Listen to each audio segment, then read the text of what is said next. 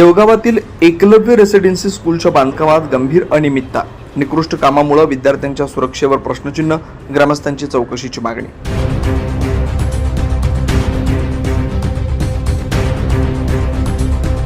पेठ तालुक्यातील देवगाव येथील Eklavya residency English medium स्कूलच्या नवीन इमारत बांधकामात मोठ्या प्रमाणावर निकृष्ट दर्जाचं काम सुरू असल्याची गंभीर तक्रार ग्रामस्थांनी केली. विद्यार्थ्यांसाठी उभारण्यात येणारी ही शैक्षणिक इमारतच आता संभाव्य धोक्याचं केंद्र बनत असल्याची भीती स्थानिकांनी व्यक्त केली.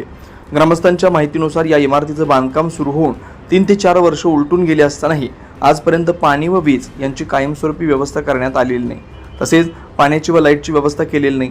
अद्याप जनरेटरच्या साह्यानं वीज पुरवठा केला जातोय. तसेच टँकरच्या साह्यानं पाणी वापरत असल्यानं कामाच्या नियोजन व गुणवत्तेवर प्रश्नचिन्ह उपस्थित होत आहे.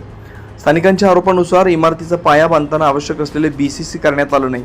तसेच बांधकामादरम्यान सिमेंट कॉन्क्रीटवर आवश्यक प्रमाणात पाण्याचा मारा न केल्यानं बांधकामाची गुणवत्ता घसरली असल्याचा आरोप करण्यात आला. ग्रामस्थांनी सांगितलं की इमारतीचे स्लॅब कोसळण्याच्या स्थितीत असून बांधकाम सुरू असतानाच भिंतींना भेगा पडल्यात. अशा स्थितीत ही इमारत भविष्यात विद्यार्थ्यांसाठी धोकादायक ठरू शकते अशी भीती व्यक्त होते. याहून गंभीर बाब म्हणजे हा परिसर भूकंप प्रवण पट्ट्याच्या जवळ असल्यानं निकृष्ट बांधकामामुळे भविष्यात मोठी जीवितहानी होण्याची शक्यता असल्याचं स्थानिकांनी नमूद केलं. अशा संवेदनशील भागात दर्जाहीन बांधकाम केल्याचा आरोप अधिक गंभीर मानला जातोय.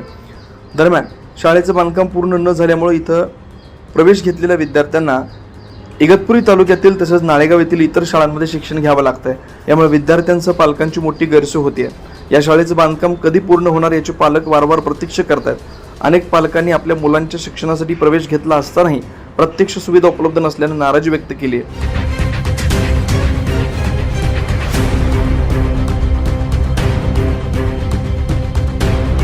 ग्रामस्थांनी प्रशासनाकडे मागणी केली की या बांधकामाचं काम तात्पुरतं त्वरित थांबवण्यात यावं. स्वतंत्र तांत्रिक व गुणवत्ता चौकशी करण्यात यावी. इमारतीचं स्ट्रक्चरल ऑडिट करून सुरक्षितता तपासावी. दोषी ठेकेदार, अभियंते व संबंधित अधिकाऱ्यांवर कठोर कारवाई करावी. देवगावमधील ही घटना केवळ निकृष्ट बांधकामाची नसून विद्यार्थ्यांच्या भविष्याशी, पालकांच्या अपेक्षांशी आणि जीवित सुरक्षेशी संबंधित गंभीर प्रश्न निर्माण करणारी ठरते. प्रशासनाने वेळेत दखल घेतली नाही तर मोठी दुर्घटना घडल्याशिवाय राहणार नाही असा इशारा ग्रामस्थांनी दिला. आता यात संबंधित यंत्रणा काय भूमिका घेते याकडे लक्ष लागलंय.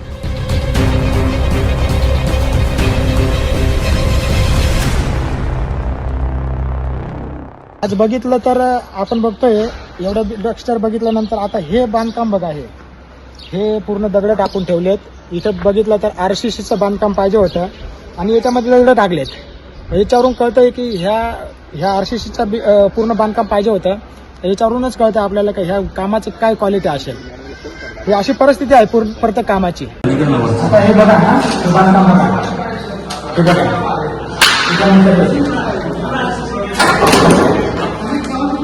ही अशी परिस्थिती आहे रेसिडेन्शियल स्कूलची. देवगाव येथील बांधलेल्या ह्या रेसिडेन्शियल एकलव्य स्कूल याची परिस्थिती जी आहे की हाताने पूर्ण बांधकाम होतं. आता एवढं पाणी काढलं हाताने, ही अशी परिस्थिती आहे. त्यांनी 6/10/2024चं बांधकाम आहे, 2 वर्षापूर्वीचं, आणि 2 वर्षापूर्वीचं हे बांधकाम बघा. त्या हाताने एकदम नॉर्मल हात केलं त्यांनी. हे पहा, ही परिस्थिती पाहिजे. हे मध्येचं बांधकाम पूर्ण निघून येतं याच्यामध्ये. ही परिस्थिती आहे. हे बांधकाम आहे पूर्ण कच्चं बांधकाम आहे. याच्यामध्ये कुठलं काही. नमस्कार. आज आपण देवगाव येथील ग्रामपंचायतमध्ये जे एकलव्य रेसिडेन्शियल स्कूलचं जे बांधकाम चालू आहे, तर त्या ठिकाणी आपण आलोय.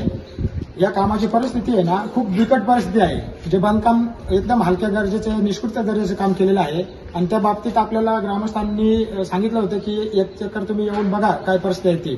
तर आपण या रेसिडेन्शियल स्कूल जवळ आलोय आणि बघूया आपली जी परिस्थिती काय आहे त्या मार्फत आपण विचारणा करूया. नमस्कार. नमस्कार. काय परिस्थिती आहे या गावात? साहेब, हे रेसिडेन्शियल स्कूल आहे, तिचं बांधकाम साधारण टेंडर होऊन हे 22-23 मध्ये सुरू झालं, फुटिंगचं काम त्याचं. आणि त्याच्यानंतर हळूहळू त्यांच्या पद्धतीने ते काम चालू होतं. पाण्याची वगैरे व्यवस्था त्यांनी टँक, जनरेटर वगैरेची सुविधा केली होती. आणि मग काम थोडं असल्यामुळं मग काम चालू होतं आणि प्रगतीपथात चालू होतं. पण त्याच्यानंतर 1 वर्षात सगळं पाण्याची अडचण किंवा लाईटीची अडचण असेल, हे त्यांच्या काही अडचणी ठेकेदाराच्या असतील, त्याच्यामुळं त्याचा थेट परिणाम हा त्या कामाच्या क्वालिटीवर झालेला आहे. आणि त्यांना त्यांच्या ज्या अडचणी होत्या, पाण्याची म्हणा, लाईटीची म्हणा, रस्त्याची म्हणा किंवा मजुरांची म्हणा, ह्या ज्या त्यांच्या अडचणी होत्या त्या त्यांनी एकदा ग्रामस्थांना, सरपंच, उपसरपंच, ग्रामपंचायत सदस्य किंवा गावकरी, गावातले ज्येष्ठ मंडळी यांना विश्वासात घेऊन त्यांच्या अडचणी सांगायला पाहिजे होत्या. त्या अडचणी ह्या कामाचं आपण जे म्हणतोय की एवढा मोठा शासनाचा खर्च झालेला आहे तो, आणि एवढा मोठा खर्च होऊन त्या क्वालिटीचं काम हे झालं पाहिजे होतं अशी आमच्या सगळ्या ग्रामस्थांची इच्छा होती. आणि ह्या जर त्यांच्या ज्या अडचणी होत्या जर गावातल्या सगळ्यांना विश्वासात घेऊन जर त्यांनी विचारलं असतं किंवा त्याच्यावर काहीतरी आपण तोडगा काढला असता, पण तसं न करता ठेकेदारांनी त्यांच्या मनमानी कारभार करून आणि आपण जे बघता ह्या पूर्ण बांधकामासाठी फक्त 1 किंवा 2 टँकर एवढं शक्य नाही आहे पाणी शिपणं. किंवा आपण जर इकडे खाली बघितलं तर कशा पद्धतीचं बांधकाम झालेलं आहे आपल्याला दिसतंय. तर असं वाटतंय का आता ही शाळा जर भविष्यात इथं आपलं गोंद्याच्या इथं जवळ भूकंपाचं केंद्र आहे आणि जर काही कमी जास्त जर झालं तर याच्यामध्ये म्हणून आपली खूप मोठी हानी होणार आहे. मुलं शिकणार आहेत तिथं आणि अशी घटना घडू नये अशी आमच्या सगळ्या ग्रामस्थांची एक इच्छा आहे का बुवा हे अशा घटना नको व्हायला. आणि आता आपण बघतोय का इथं 2-3 घटना झालेल्या आहे शाळेच्या वरच्या स्लॅब कोसळणे म्हणा किंवा अशा, तर अशी घटना परत आमच्या गावातल्या शाळेमध्ये नको व्हायला अशी आमच्या सर्व ग्रामस्थांची इच्छा आहे. तर आज आपण बघू शकताय की ह्या गावचे इथं जे रेसिडेन्शियल स्कूलचं बांधकाम चालू आहे आणि बिकट परिस्थिती आहे, ना पाण्याची व्यवस्था ना लाईटीची व्यवस्था, तरी सुद्धा जे बांधकाम करतायत त्या थेट बांधकामामुळे काय झालंय, ज्या पाण्याच्या अभावामुळे बांधकामावर जे विपरीत परिणाम होऊ राहिलेत आणि त्या विपरीत परिणामामुळे काय झालंय की जे बांधकाम होतंय ते पूर्ण कच्च्या दर्जाचं आणि एकदम निष्कृत दर्जाचं होतंय. आता बघूया परत. नमस्कार, काय नाव आपलं? जगन राऊत. हे जे बांधकाम चालू आहे त्या बांधकामाबद्दल तुम्ही काय सांगता? साहेब, हे बांधकाम चाललंय. आम्हाला एकच म्हणायचं आहे की आम्ही विश्वासाने आम्ही गावकऱ्यांनी विश्वासावर त्यांना ही जागा उपलब्ध करून दिली. त्यांनी खूप तालुक्यात विचारलं, प्रत्येक गावाला विचारलं, जवळजवळ पुढे जागा नव्हती. मग आम्ही गावकऱ्यांनी सरपंच, उपसरपंच, पोलीस पाटील यांनी एक गावात मिटिंग घेतली का आपण ही जागा द्यायची का. 7 एकर 10 एकर आहे, 10 ते 12 एकर जागा आहे, तर द्यायची का बुवा. तर सगळ्या गावकऱ्यांनी असं सांगितलं का चालेल आपण देऊ, आपल्या गावचा विकास होत असेल तर आपल्याला द्यायला हरकत नाही. किंवा बाहेरचे पोरं चांगल्या पद्धतीने इथं शिकत असतील. आम्हाला त्यांनी अगोदर सांगताना काय सांगितलं का ही एकलव्याची शाळा आहे, पूर्ण केंद्राची शाळा आहे. केंद्राची शाळा असल्यामुळे इथं बाहेरचे पोरं आणि खूप टॅलेंट म्हणजे व्यवस्थित शिक्षण मिळेल. आणि हे शिक्षण मिळत असेल तर जर आपल्या गावातून आपण जागा देऊन जर पोरांचं चांगलं भविष्य होत असेल तर आपल्याला जागा द्यायला काही हरकत नाही. म्हणून आम्ही ग्रामस्थांनी सर्वांनी एक विचार करून जागा त्यांना दिली. पण आता साहेब त्याचा असा परिणाम झाला का आता इथं त्यांनी ही इमारत बांधली पण ती पूर्ण निकृष्ट दर्जाची. त्यांनी पाण्याची आम्हाला अगोदर आश्वासन काय दिलं, आम्ही अगोदर पाण्याची व्यवस्था करू, पहिले नंतर रस्त्याची व्यवस्था करू, नंतर लाईटची व्यवस्था करू, नंतर आम्ही काम सुरू करू. पण ते न काही करता त्यांनी डायरेक्ट काम चालू केलं आणि पूर्ण इमारत निकृष्ट दर्जाची बांधली. हे आम्ही गावाने आम्ही म्हणजे गावातर्फे तुम्हाला सांगतोय असं. तर बघितलं काय परिस्थिती आहे ती. काय झालंय की एक गावाची अपेक्षा होती की इथं मोठी शाळा होईल आणि हे शाळेमुळे आपल्या गावाचं स्ट्रक्चर बदलेल आणि आपल्या गावातील जे लोक आहेत रोजगार किंवा काय असेल त्या बाबतीत बराच विचार होता, त्यांची अपेक्षा भरपूर होत्या त्यांच्या या शाळेकडून. पण तसं आता असं वाटतंय की त्यांचा कुठेतरी विश्वासघात झाल्यासारखं वाटतंय आणि दिसून येतंय ह्या शाळेमुळे. आणि काय झालंय की इथं काय झालं आता आता ऍडमिशन पण चालू झाले बरोबर. आता ऍडमिशन झाल्यानंतर बरेचशा गावकऱ्यांच्या यांच्याकडून ऐकायला आलं की बाहेरचे जे ऍडमिशन झालेले लोक ते इथे येऊन बघतात कारण त्यांचं सिलेक्शन झालं ह्या शाळेवरती. आता या शाळेचं बांधकामच पूर्ण झालेलं नाही तर ते ऍडमिशन कुठं होणार. आणि यांनी काय झालं ऍडमिशन करून घेतलेत. आज बघितलं तर त्यांनी ऍडमिशन करून घेतलेत पण इथं जर शाळाच अजून पूर्ण बांधकामच झालेलं नाही तर इथं कुठल्या पद्धतीने त्यांना थारा देणार. आता ते काय होतं भविष्य जे मुलांनी ऍडमिशन घेतलंय ना तर त्यांचं आता कुठेतरी इथं नुकसान होण्यासारखंच आहे, ते झालंय सारखंच आहे. कारण काय झालंय जे मुलांचं ऍडमिशन आता हजारो मुलांची इथं ऍडमिशन झालं असेल आणि ते आता काय झालंय दुसऱ्या ठिकाणी ते ऍडजस्टमेंट केली असेल कदाचित त्यांची.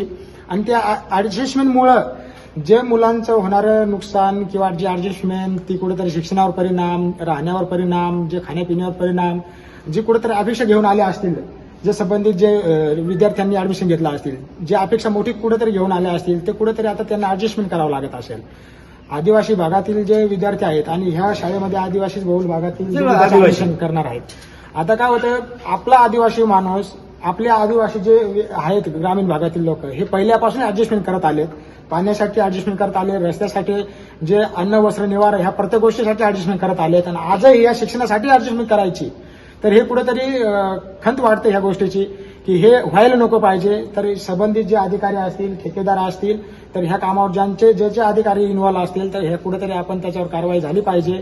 आणि जे संबंधित जे काम आहे हे निष्कृत दर्जाचे आहे, हे कुठेतरी थांबलं पाहिजे आणि व्यवस्थित केलं पाहिजे, जेणेकरून आपल्या गावाची कुठेतरी जी विश्वासघात आहे तो कुठेतरी झाला नाही पाहिजे. तर हीच आमच्या सर्वांकडून विनंती राहील.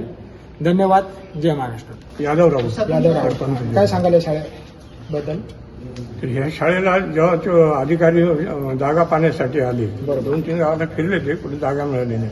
गावाने विचार केला काही की इथे इंग्लिश मिडियम स्कूल होत आहे, बरोबर. जरी गावचे पोरं भरणार नाही ते याच्या परीक्षा घेऊनच पोरं भरतात, पण कोणाच्याही पोरांचं इथे भवितव्य चांगलं होईल म्हणून ती जागा ग्रामस्थांनी ग्रामसभेमध्ये ठराव करून ही जागा दिलेली आहे. ती काही 1-2 किंवा नुसती ग्रामपंचायतीने नाही दिलेली. तर ठराव करून ही जागा दिली.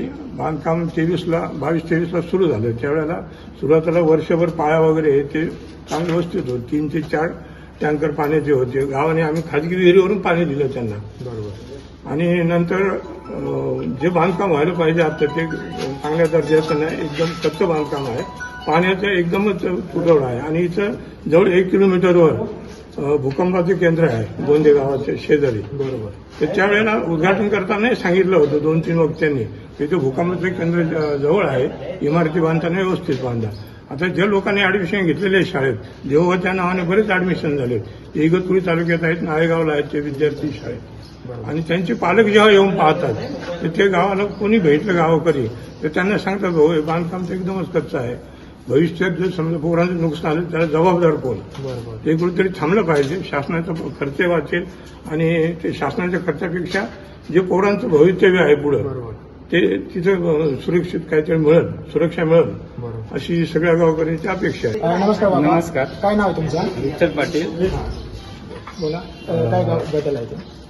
इथं हे एकलव्य शाळेवर 2-3 वर्षापासून जे बांधकाम चालू आहे एकदम निकृष्ट दर्जाचं चालू आहे.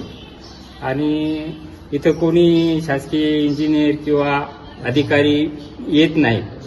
पाणी कोणत्याच बिल्डिंग 10-12 बिल्डिंग आहे, सर्व एकदम कच्च्या झालेल्या आहेत. एकही बिल्डिंग व्यवस्थित नाही. तर याच्या पुढं अधिकाऱ्यांनी इथं लक्ष दिलं नाही तर आम्ही त्यांना गावात प्रवेश करून देणार नाही किंवा शाळेवर येऊन देणार नाही. याची शासनाने किंवा केंद्र सरकारने याची ही घेतली पाहिजे, दखल घेतली पाहिजे.